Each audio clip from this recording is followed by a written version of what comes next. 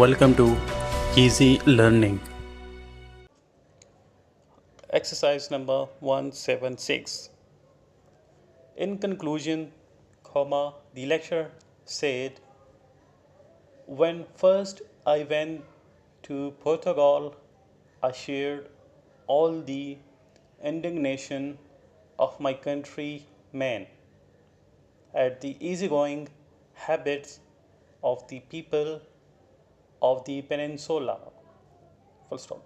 But in the short space of time it took me to reach my hotel from the landing stage,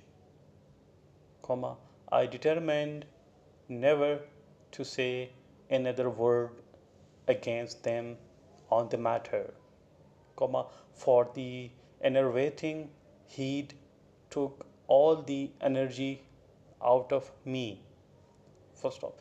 In the third place, the traveler learns at first hand the true character of the people among whom he finds himself, and the facts of life are impressed upon him in a way the pages of a book could never affect.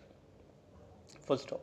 In the next place, and in the last place, there are the physical benefits to be derived from walking.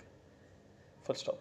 Too much food and too little exercise is the root of most of our bodily ills, and if we would indulge more freely in walking,